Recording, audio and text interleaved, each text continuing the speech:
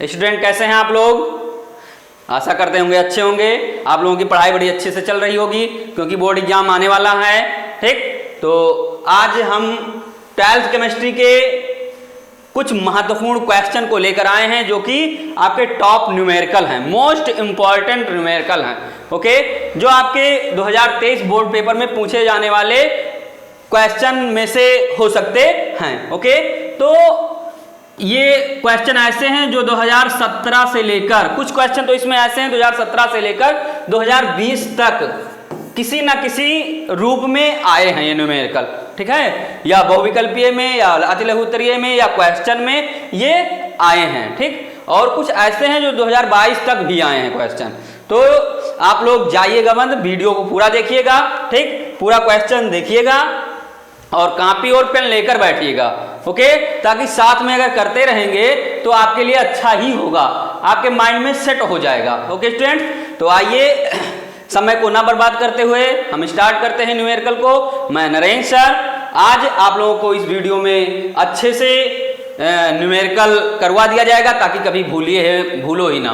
100% ये मेरा दावा है, आप भूलेंगे नहीं, ऐसे न्यूमेरिकल हैं। ओके, और न्यूमेरिकल आपके बोर्ड पेपर में आएंगे ये मान लीजिए 100%, क्योंकि इससे पहले प्रीवियस ईयर में सब क्वेश्चन पूछे गए हैं। ठीक, चलिए स्टार्ट करते हैं आपके न्यूमेरिकल को जो आपके बोर्ड पेपर के लिए बहुत ही महत्वपूर्ण है। तो स्टूडेंट्स, ये रहा आपका पहला क्वेश्चन। ठीक, केवल क्वेश्चन को घुमा दिया जाता है बस। ठीक, अगर आप एक मॉडल लगाने को जानते हैं, एक तरीके से लगाने को जानते हैं, तो क्वेश्चन को घुमा दिया जाता है बस, और कुछ किया नहीं जाता है। देखिएगा, दिया गया है क्वेश्चन, एक विलयन में 40 ग्राम NaOH को 500 ml जल में घोला गया है। ध्यान से पढ़िएगा क्वेश्चन को। ठीक, जल्दबाजी क्वेश्चन पढ़ने में नहीं करेंगे स्टूडेंट्स। देखिएगा, एक विलयन में 40 ग्राम NaOH को 500 ml जल में घोला गया है। ठीक, एक विलयन लिए हैं, उसमें से 40 ग्राम NaOH को 500 ml में घोल दिया गया है। इसकी मोलरता एवं नॉर्मलता का गणना करना है आपको। ठीक, तो हमें पहले से पता है मोलरता क्या होती है। ठीक, मोलरता किसे कहते हैं या मोलरता का सूत्र क्या होता है। ठीक, अब यहां हम केवल सूत्र पर ध्यान देंगे, परिभाषा पर ध्यान नहीं देंगे। ठीक, परिभाषा वैसे होता है, विलयन के 1 लीटर में विलीन विलेय के मोलों की संख्या विलयन की मोलरता कहलाती है। ठीक, परिभाषा आप लोगों ने सुन लिया है। ओके, अब सूत्र को लगाते हैं हम। विलयन की मोलरता बराबर इक्वल विलेय के मोलों की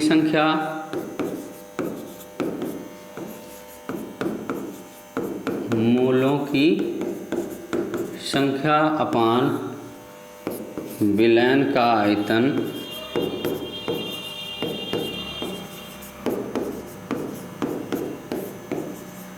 लीटर में। ओके, विलयन का आयतन लीटर में। अब इसी फार्मूला को हमें देखते हुए कार्य करता हो तो विलेय के मोलों की संख्या क्या हो जाएगा? विलेय के मोलों की संख्या बराबर हो जाएगा NaOH का भार, या यहाँ विलेय क्या करना है, 40 ग्राम NaOH को विलेय करना है तो NaOH का, यहाँ आप NaOH भी लिख सकते हैं NaOH। ठीक, ये NaOH विलेय के मोलों की संख्या, तो NaOH का भार बटे NaOH का ग्राम अणुभार या अणुभार लिखेंगे केवल। ठीक, वैसे हमेशा ग्राम अणुभार में ही होता है, लेकिन हम ग्राम यहाँ अणुभार केवल लिखेंगे। ठीक, तो ये हो जाएगा कितना है NaOH के मोलों, NaOH का अणुभार देखते हैं। NaOH का अणुभार यहाँ लिख दे रहे हैं।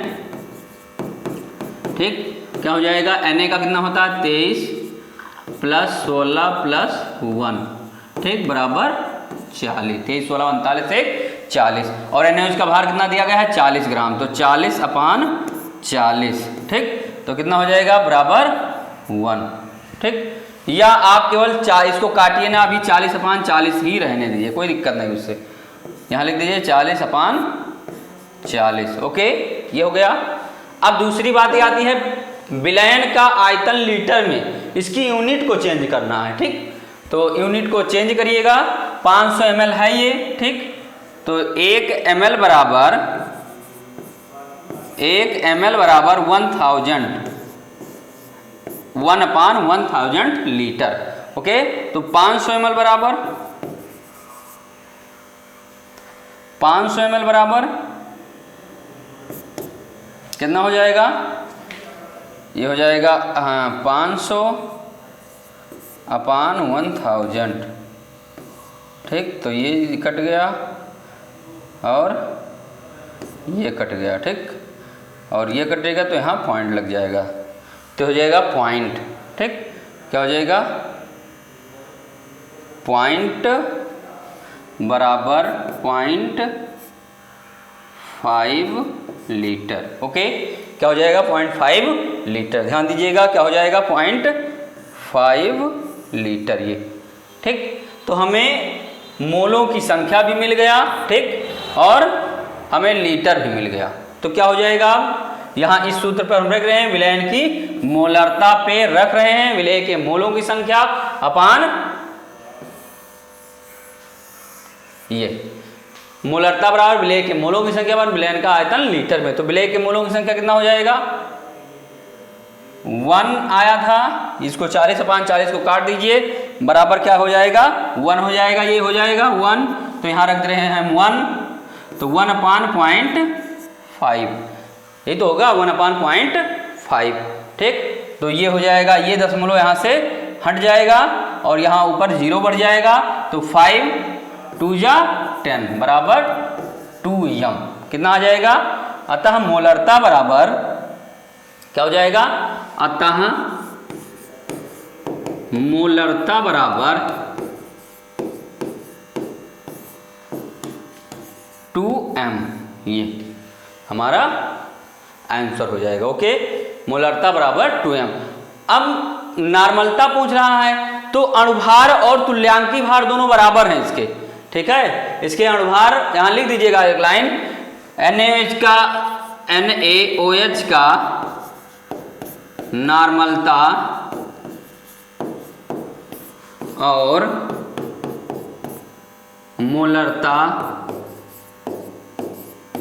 दोनों समान होंगे, दोनों समान होंगे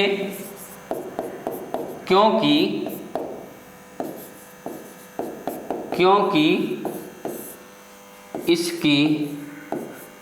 इसका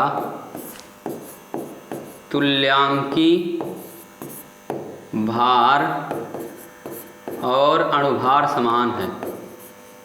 अणुभार समान है। ठीक, क्या है? तुल्यांकी भार और अणुभार समान है, तो मोलरता बराबर 2m और नॉर्मलता भी हमारा 2 हो जाएगा, 2n। ठीक, क्लियर है? सबसे पहले हमें ध्यान देना है, अगर ये एक 5L में होता, L का मतलब लीटर, तो यहाँ हम इसकी यूनिट को चेंज ना करते, क्योंकि हमारा फार्मूला क्या है? विलयन का आयतन लीटर में, तो लीटर में हमें निकालना है, अतः हम इसको यूनिट को चेंज करेंगे। तो क्या हो जाएगा? 500/1000 हो जाएगा, 1000 से भाग दे देंगे, तो ये क्या आ जाएगा? 0.5 आ जाएगा। वही हमने यहाँ किया है। ठीक, 1 ml बराबर 1/1000 लीटर और 500 ml बराबर 0.5 लीटर। ओके, अगर इतना आप कर लेंगे तो क्वेश्चन ऑटोमेटिक आपका आ जाएगा। कुछ लोग यूनिट चेंज नहीं करते हैं और कहते हैं हम लगा के आ गए, तो वो गलत हो जाएगा। ठीक, यूनिट आपको चेंज करना आवश्यक है। ठीक, हो गया क्लियर? नोट कर लीजिए इसको, और साथ में आप लोग कॉपी पेन लेकर बैठिएगा। हम बार बार कह रहे हैं, अगर आप कॉपी पेन लेकर बैठ रहे हैं तो 100 में 100% आपको आएगा। अब इस वीडियो को आप देख रहे हैं और पुश कर दीजिए कहीं, ठीक, और फिर कॉपी में नोट कर लीजिए। ओके, चलिए, या बाद में नोट कर लीजिएगा। ओके, ये यहाँ 1/5 है, 1/0.5 लगा हुआ है, 1/0.5, क्योंकि विलयन का आयतन लीटर में कितना आया था? 0.5 आया था, तो यहाँ 0.5 है, तो ये पॉइंट हटेगा तो ऊपर 0 बढ़ जाएगा, तो 5 से इसको काट देंगे तो 2m आ जाएगा। ठीक, क्लियर हो गया? ये कैपिटल M है।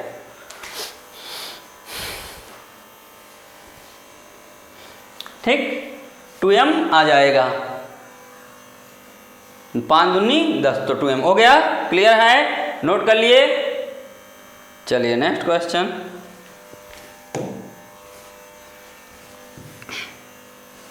सौ ग्राम विलायक में विलेय का 1/10 मोल घुला हुआ है, विलयन की मोललता ज्ञात कीजिए। बहुत सिंपल क्वेश्चन है।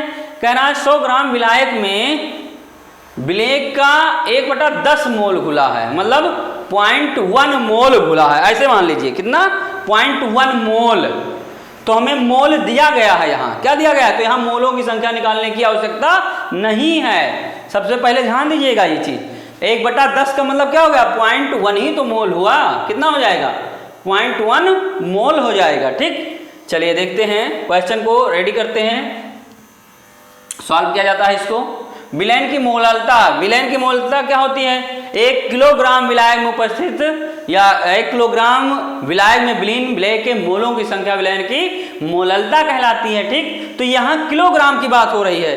ठीक, तो सूत्र हमारा क्या होता है, देखिएगा, जो फॉर्मूला होता है मोललता की, मोललता, ठीक, मोललता बराबर विलेय के मोलों की संख्या, विलेय के मोलों की संख्या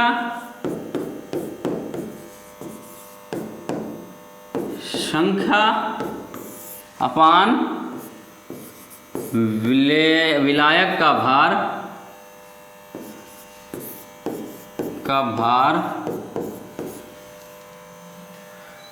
किलोग्राम में। ठीक, या यहाँ ग्राम करेंगे तो ये 1000 से गुणा करना पड़ेगा। ठीक, दोनों बात एक ही है, कोई दिक्कत नहीं है। अगर आप गुणा करना चाह रहे हैं तो गुणा कर दीजिए। यहाँ चलिए हम ग्राम कर दे रहे हैं, विलायक का भार ग्राम में,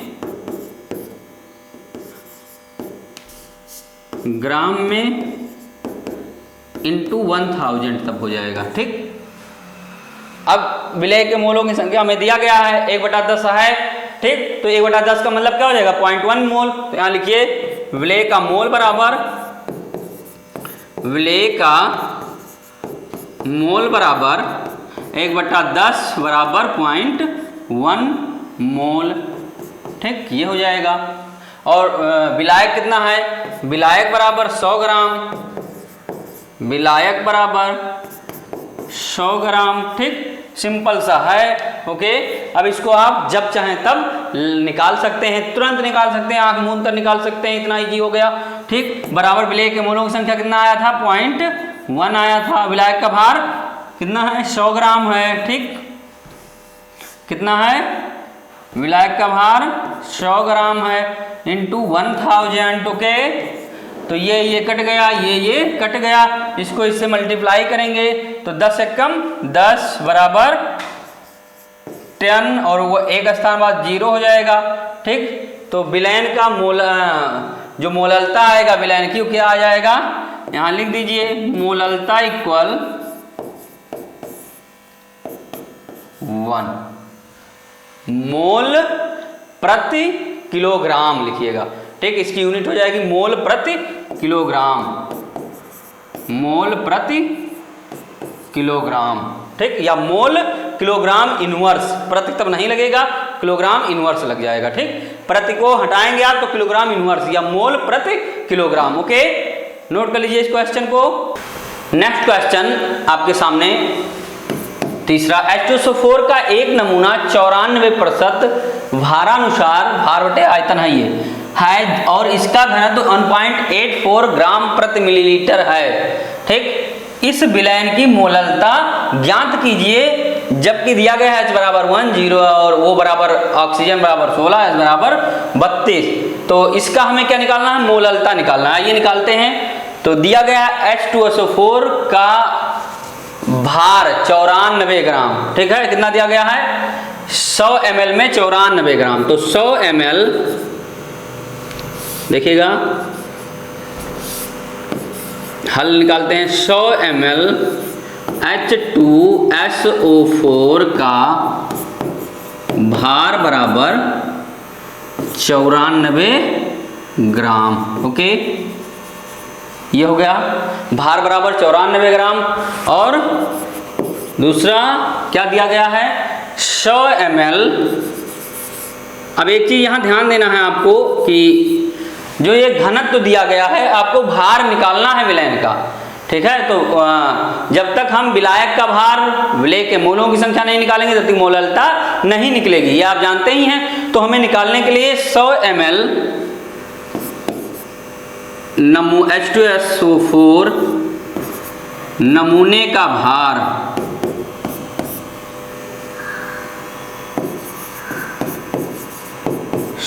ml H2SO4 नमूने का भार बराबर आयतन गुणे घनत्व। क्या हो जाएगा? आयतन गुणे घनत्व। ओके, तो ये हो जाएगा आयतन कितना है 100 ml इंटू घनत्व कितना है 1.84 बराबर कितना हो जाएगा?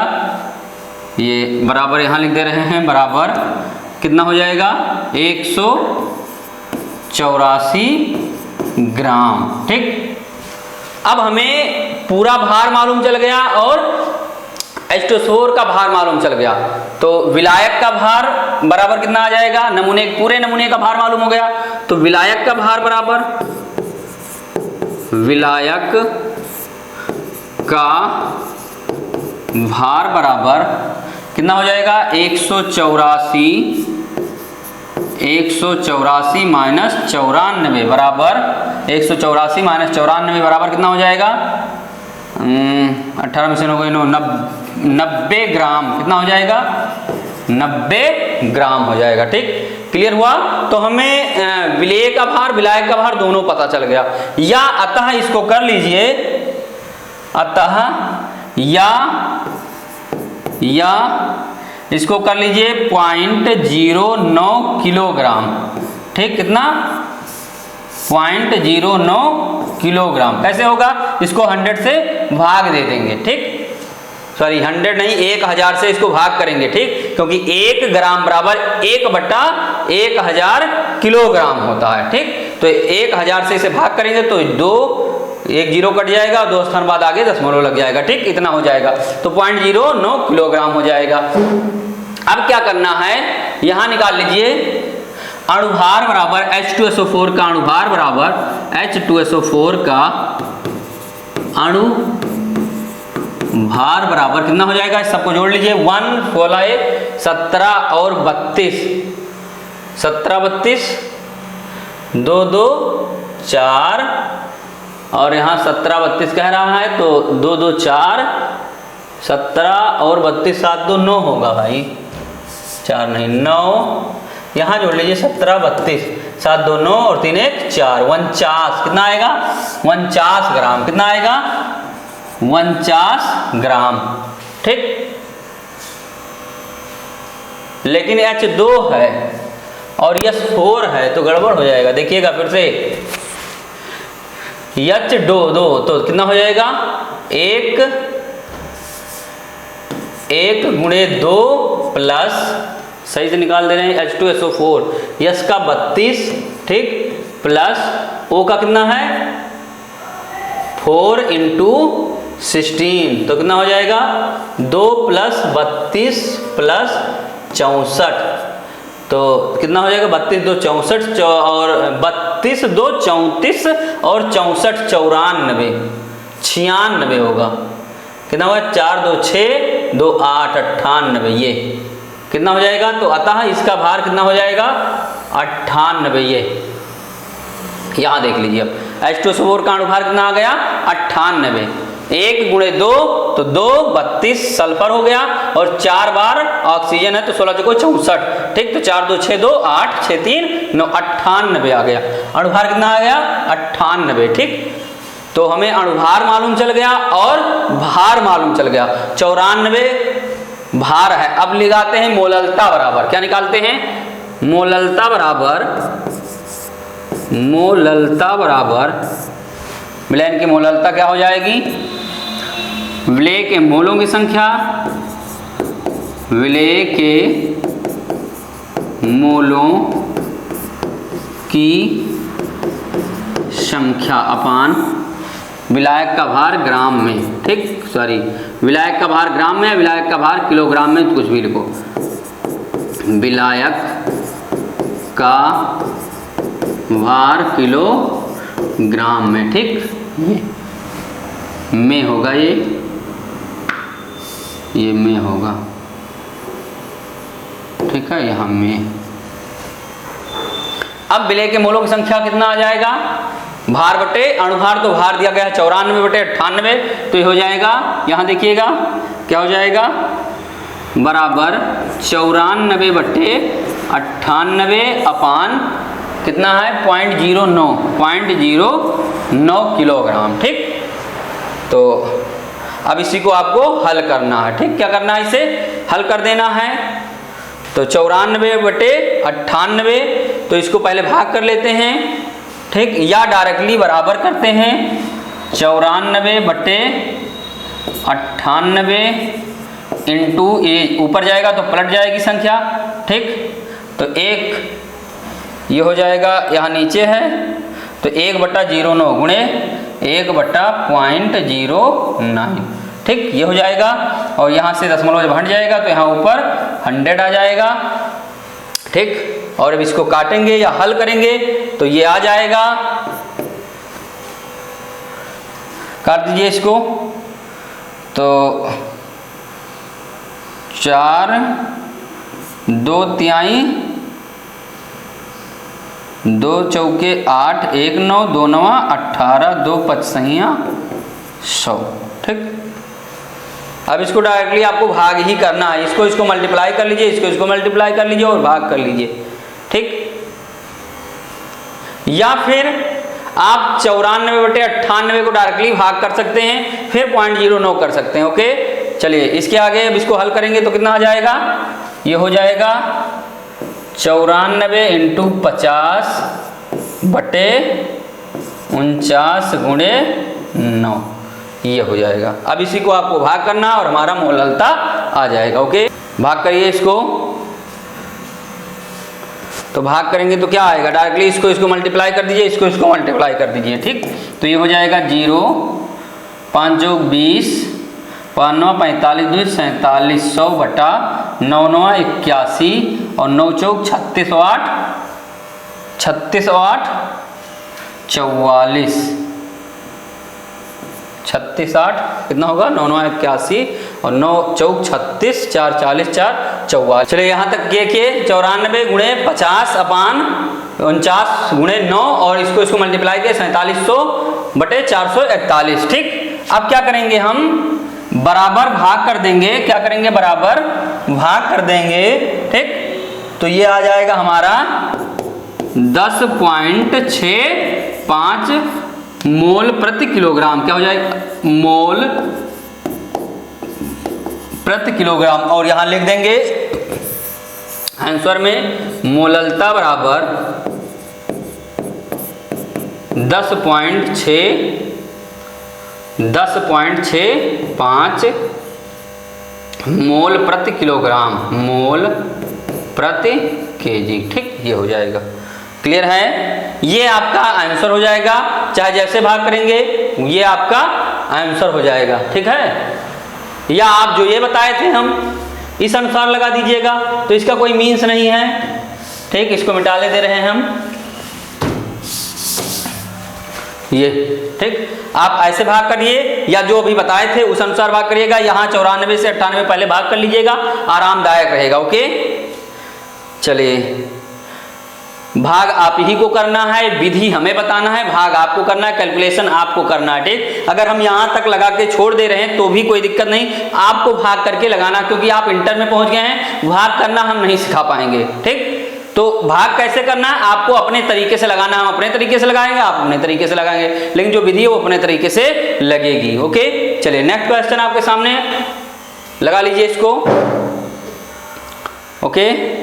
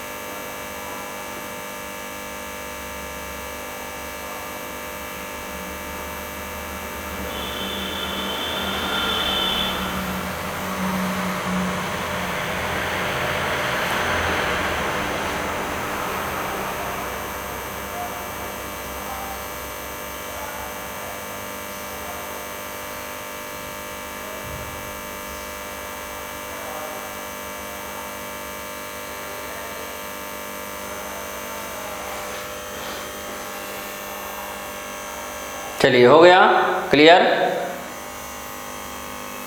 नोट कर लिए।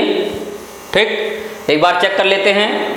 100 ml H2SO4 का भार 94 ग्राम, 100 ml H2SO4 नमूने का भार। देखिए एक चीज यहाँ ध्यान दे दीजिएगा, H2SO4 नमूने का भार ना लिखकर अगर डायरेक्टली आप लिखते हैं H2SO4 100 ml नमूने का भार, तो ये ज़्यादा बेटर रहेगा लैंग्वेज में, ठीक है। लेकिन लिखा है तो हम मिटाएंगे नहीं, अब लिख गया है उसको रहने दीजिए। आप ये ध्यान दीजिएगा 100 ml नमूने का भार, H2SO4 मिटा भी सकते हैं, कोई दिक्कत नहीं, और लिख भी सकते हैं, इससे कोई प्रॉब्लम नहीं है। ठीक, आप H2SO4 नमूने का भार, क्योंकि H2SO4 पूरा नमूना है ना उसमें, या आप इसको मिटाल भी सकते हैं, कोई दिक्कत नहीं है। कुछ लोग कहेंगे नहीं सर ये नहीं रहेगा, तो इससे अच्छा हम पहले ही मिटाल देते हैं इसको। ठीक, क्योंकि जब आप हायर क्लास में जाएंगे तो ये 100 ml नमूने का भार ही दिखाएगा। ठीक, तो H2SO4 ना लिख के हम 100 ml नमूने का भार लिख देंगे तो ज़्यादा उचित रहेगा। ठीक, तो 100 ml नमूने का भार आयतन गुणे घनत्व हो जाएगा बराबर 100 इंटू 1.84 184 ग्राम हो जाएगा। विलायक का भार 184 माइनस 94 बराबर 90 ग्राम या 0.09 किलोग्राम। मोललता आप निकालेंगे तो ऐसे आ जाएगा, भाग करेंगे तो इतना, अगर भाग करेंगे अलग तो 94/98 का भाग कर लीजिए तो इजी रहेगा।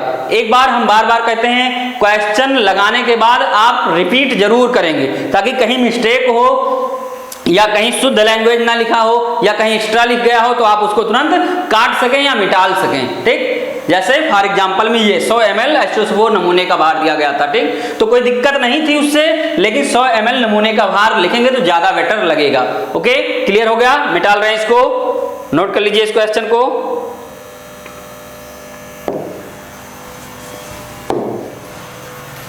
जल में नेक्स्ट क्वेश्चन है, जल में एथिल अल्कोहल का एक विलयन भारानुसार 46% है। विलयन में एथिल अल्कोहल तथा जल के मोल प्रभाज की गणना करिए। अब मोल प्रभाज निकालना है आपको, क्या निकालना है? मोल प्रभाज निकालना है। ठीक, तो भारानुसार दिया गया है 46 ग्राम। ठीक, तो एथिल अल्कोहल है तो एथिल अल्कोहल का सूत्र लिखते हैं C2H5OH। ठीक, बराबर C2H5OH का अणुभार बराबर एथिल अल्कोहल का अणुभार पहले ही निकाल लेते हैं हम, क्योंकि अणुभार नहीं रहेगा तो आप क्या नाम मोलों की संख्या निकाल नहीं पाएंगे। तो कार्बन 12 होता है। ठीक, तो बराबर 2 गुणे 12 प्लस, ठीक, हाइड्रोजन 5 है तो 5 गुणे 1 प्लस ऑक्सीजन 16, ठीक, प्लस हाइड्रोजन 1, तो कितना 12 दूना 24, तो 24 प्लस 5 एकम 5 प्लस 16 1 17, तो कितना हो जाएगा 17 5 22 24 46, कितना हो जाएगा 46। तो अणुभार कितना आ गया 46। अतः हम डायरेक्टली इसको मिटाल के लिख रहे हैं 46। कितना आ जाएगा अणुभार 46, यहाँ लिख दीजिए। एथिल इसको मिटाल रहे हैं, इतना हो गया। ठीक, हम आपको दिखा दिए निकाल के। वैसे हमें ये सब बताना नहीं चाहिए, डायरेक्टली बता देना चाहिए कि C2H5OH का ये एथिल अल्कोहल है का अणुभार बराबर 46। ओके, अणुभार कितना है 46 है। ठीक, अब क्या होता है विलयन में एथिल अल्कोहल तथा जल के मोल प्रभाज की गणना करना, और विलयन का भारानुसार दिया गया है। ठीक है, एथिल अल्कोहल का एक विलयन है तो जिसमें भार दिया गया कितना 46%, तो एथिल अल्कोहल का भार कितना है 46 100 ml में 46 ग्राम 100 ml में। ठीक है, विलयन के 100 ml में 46 ग्राम क्या है एथिल अल्कोहल दिया गया है। तो हम एथिल अल्कोहल का क्या निकाल सकते हैं, मोलों की संख्या निकाल सकते हैं। ठीक, तो हमारा क्या आ गया C2H5OH का अणुभार 46 पता चल गया। इसी समय हम H2O का भी निकाल लेते हैं। H2O का अणुभार जल का कितना हो जाएगा 2 × 1 प्लस 16, तो कितना हो जाएगा बराबर 18। ठीक, तो अणुभार दोनों का पता चल गया। हम निकालते हैं C2H5OH के मोलों की संख्या बराबर भार बटे अणुभार, तो 46/46 बराबर 1 आ जाएगा। ओके, क्लियर है। और जल के मोलों की संख्या बराबर जल के मोलों की संख्या बराबर कितना हो जाएगा, विलयन भारानुसार है 100, तो 100 - 46 / 18, ठीक। जल का अणुभार कितना है 18, तो बराबर कितना हो जाएगा 100 में से 46 गए, 10 में से 6 गए 4 और यहाँ बचे 9, यहाँ कर लेते हैं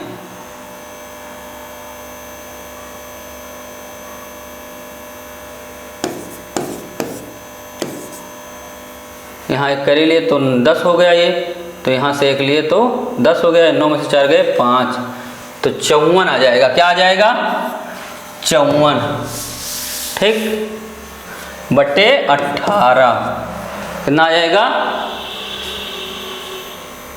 100 माइनस 46 बटे 18, ओके।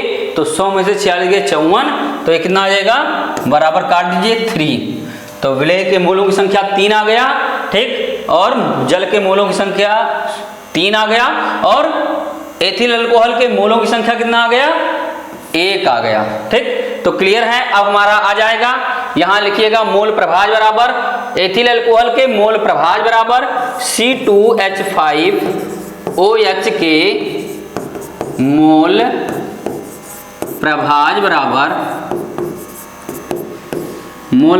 बराबर क्या हो जाएगा एथिल अल्कोहल के मोलों की संख्या, यहां लिखिएगा एथिल अल्कोहल के मोलों की संख्या, क्या लिखिएगा एथिल अल्कोहल के OH रहेगा ये के मोलों की संख्या अपान एथिल अल्कोहल के मोलों की संख्या H5OH के मोलों की संख्या प्लस जल के मोलों की संख्या,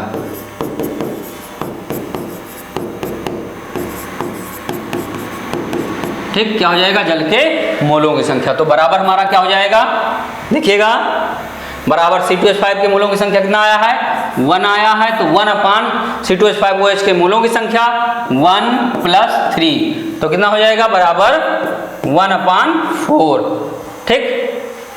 कितना हो जाएगा 1/4, इसको भाग दे देंगे तो कितना हो जाएगा बराबर, एक बार भी नहीं आ रहा पॉइंट लगाएंगे, 0 बढ़ा देंगे यहाँ, ठीक। क्या हो जाएगा यहाँ पॉइंट लगाएंगे और 0 बढ़ा देंगे तो 4 दूनी 8, 4 पंचे 20, ठीक। तो कितना आ गया एथिल अल्कोहल के मोल प्रभाज हमारे कितने आ गए 0.25, ठीक।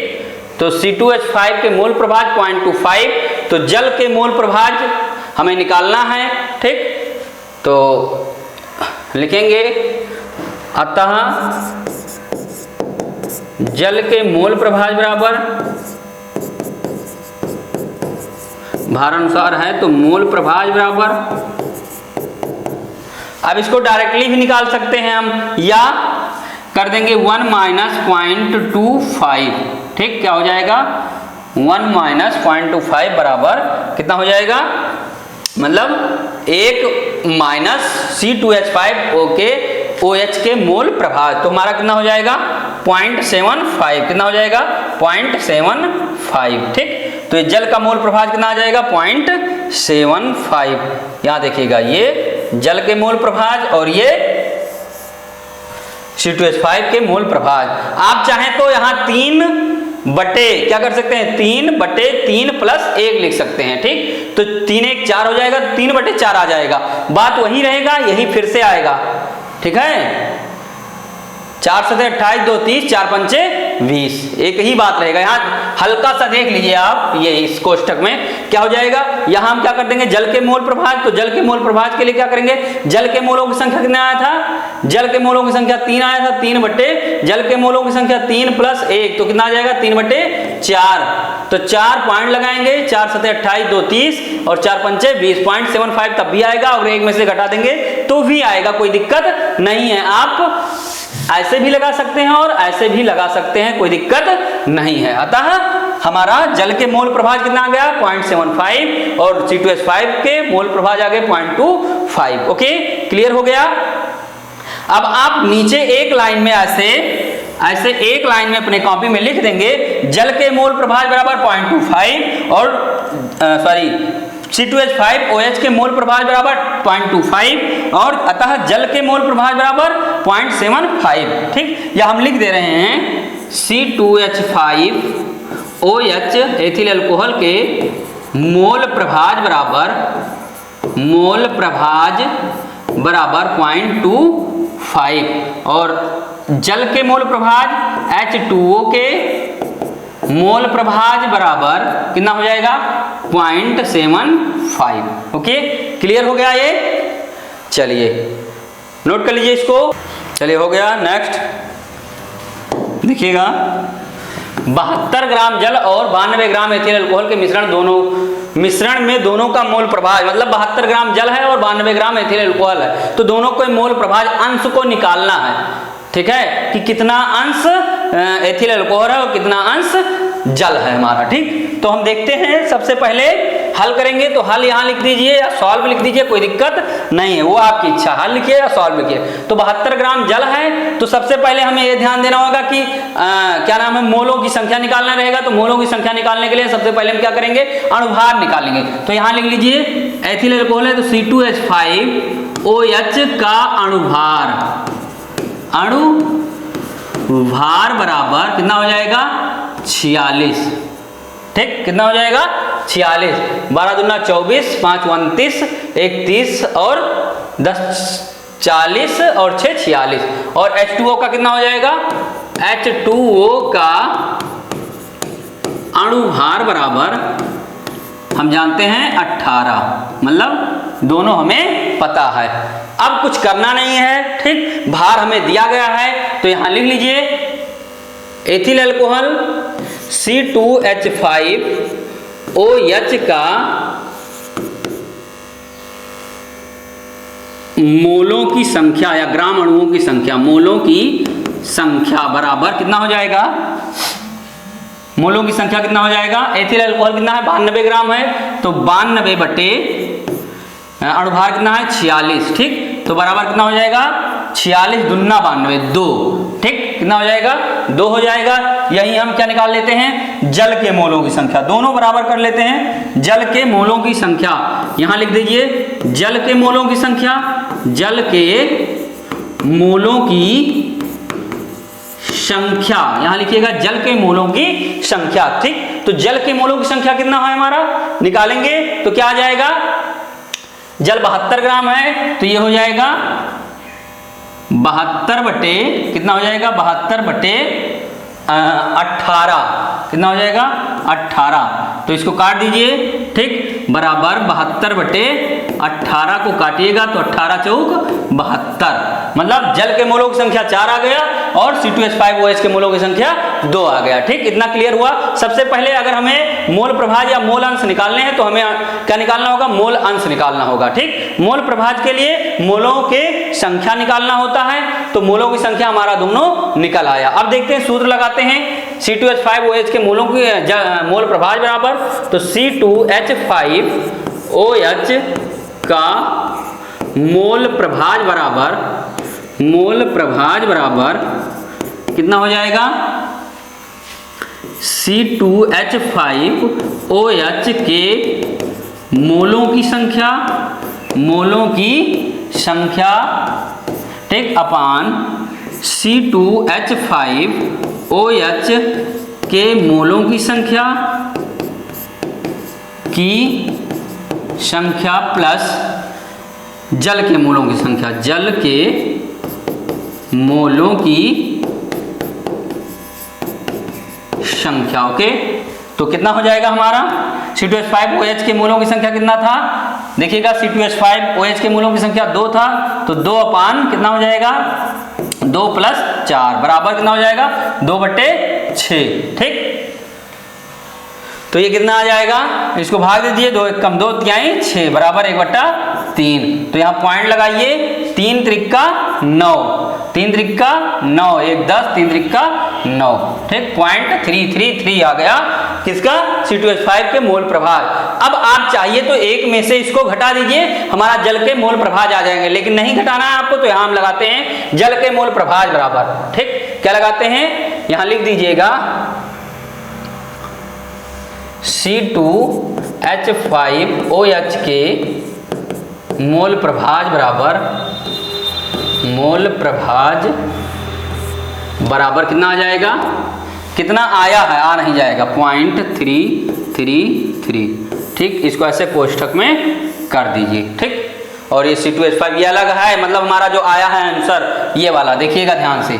ये अब आप जल का निकालना चाहते हो तो एक में से इसको घटा दीजिए, या फिर आप डायरेक्टली निकाल सकते हैं। कैसे, देखिएगा, जल के मोल प्रभाज बराबर जल के मोल प्रभाज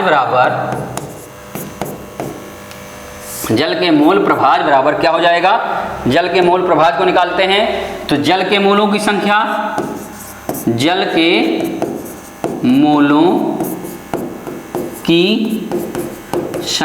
अपान जल के मोलों की संख्या प्लस यहाँ प्लस रहेगा, संख्या प्लस C2H5OH के मोलों की संख्या। ओके, क्या हो जाएगा, जल के मोलों की संख्या अपान जल के मोलों की संख्या प्लस C2H5OH के मोलों की संख्या। तो हमारा जल के मोलों की संख्या क्या आया था, जल के मोलों की संख्या हमारा क्या आया था, देखिएगा, जल के मोलों की संख्या हमारा आया था कितना, देखिएगा यहां आया था 4, तो कितना हो जाएगा 4/4 प्लस और इसका एथिल एल्कोहल का 2, तो कितना हो जाएगा 4/6। तो 2 दूनी 4, 2 तिहाई 6, कितना आ गया 2/3। इसको भाग दे दीजिए, 3 छक 18, पॉइंट लगाइए, 3 छक 18, 2 20, 3 छक 18, 2 20, 3 छक 18। ठीक, बराबर कितना आ जाएगा 0.666। तो जल के मोल प्रभाज, अतः हम यहां लिख सकते हैं, क्या लिख सकते हैं, और जल के मोल प्रभाज, जल के मोल प्रभाज बराबर 0.666। ठीक, ये हो गया जल के मोल प्रभाज, ये हो गया। ओके, क्लियर हो गया। तो हमारा एक आ गया ये एथिल अल्कोहल के मोल प्रभाज और एक आ गया जल के मोल प्रभाज, हमें यही निकालना था। ठीक, तो एक तो हमारा ये आ गया और एक ये आ गया, यहां से भी आप देख सकते हैं, कोई दिक्कत नहीं है। तो स्टूडेंट देखिएगा, एक बार 100 चेक कर लीजिएगा, लगाने के बाद आप चेक करेंगे, चाहे हम हैं चाहे आप हैं या कोई अदर लगाता है तो चेक जरूर करिएगा। आपको बहुत विश्वास है, फिर भी एक बार, ठीक है, इंसान है, मिस्टेक सबसे होता है, तो कोई दिक्कत नहीं, एक बार चेक कर लीजिए इसको। C2H5OH का अणुभार 46 हो गया, H2O का अणुभार 18 हो गया। ठीक, तो C2H5OH के मोलों की संख्या 92/46 आ जाएगा, बराबर 2। जल के मोलों की संख्या हम निकाल रहे हैं 72/18, तो 18 चौक 72 आ गया, 4 आ गया। तो C2H5OH का मोल प्रभाज, C2H5OH के मोलों की संख्या अपान C2H5 के मोलों की संख्या प्लस जल के मोलों की संख्या। तो C2H5OH के मोलों की संख्या 2, तो 2 + 4, तो 2/6, 1/3 आ गया हमारा 0.333। ठीक, ऐसे बढ़ाते चलेंगे, 0.333 आता रहेगा। ठीक, जल के मोल प्रभाज आ गया हमारा 0.666। ओके, तो ये रहा हमारा आज का जो टॉप क्वेश्चन में से न्यूमेरिकल थे, ये आज के हमारे पूरे हुए। ठीक, तो स्टूडेंट्स आशा करते हैं आपको अच्छे से आया होगा, समझ में आया होगा। ठीक, और जाएगा कहाँ, आएगा ही, कॉपी पेन लेके बैठिएगा। हम बार बार कहते हैं वीडियो को लाइक और सब्सक्राइब कर लीजिए, वीडियो को लाइक और शेयर कर लीजिएगा। जो चैनल पर नए स्टूडेंट हैं चैनल को सब्सक्राइब कर लेंगे। ओके स्टूडेंट्स, चैनल को सब्सक्राइब कर लेंगे और जहां दिक्कत होगी कमेंट में आप कमेंट कर सकते हैं। ओके, चलिए आज का सेशन यही समाप्त करते हैं। Thank you, that's all.